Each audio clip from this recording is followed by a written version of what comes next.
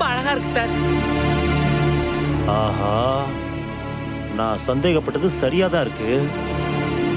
டைமண்டை இவங்கிட்ட தான் கொடுத்து வச்சிருக்காளா? வேலு, என்ன உதவியா இருந்தாலும் தயவு செஞ்சு எனக்கு கால் பண்ணு. அணு விஷயத்துல யோசிக்கவே கூடாது. எனக்கு உடனே கால் பண்ணு. இந்த டைமண்டை பிடுங்கி விக்ரம் சார்கிட்ட கொடுத்தா நல்ல பேரும் கிடைக்கும், நல்ல அமௌண்ட்டும் கிடைக்கும். நான் இப்பவே சாருக்கு ஃபோன் பண்றேன்.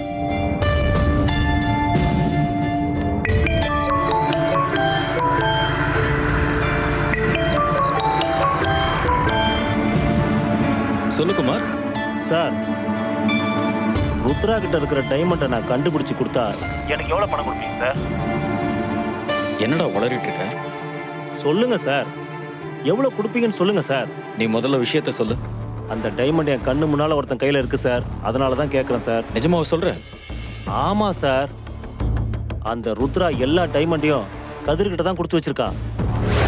இப்ப அவன் அதை வேலுகிட்ட கொடுத்துட்டு இருக்கான். அந்த வேலுவை 4 தட்டு தட்டி உங்ககிட்ட டைமண்ட் வாங்கிட்டு வந்து தரேன். சூப்பர்ரா குமார். இங்க பாரு, நீ டைமண்டோட மட்டும் வா, உன்னை நான் சிறப்பா கவனிக்கிறேன்.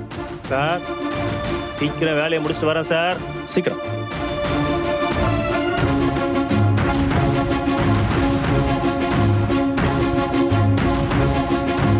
சரிங்க சார், நான் கிளம்புறேன்.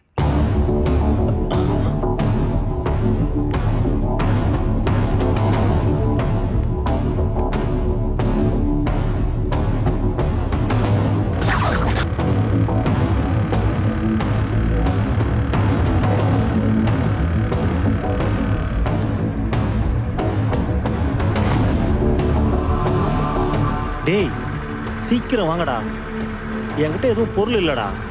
ஆள் எஸ்கேப் ஆயிட போறான்டா.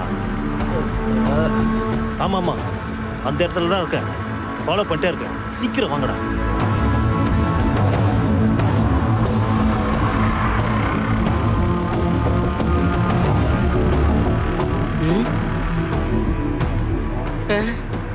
என்ன இவன் பைக்ல வாக்கிங் போய்கிட்டு இருக்கான்?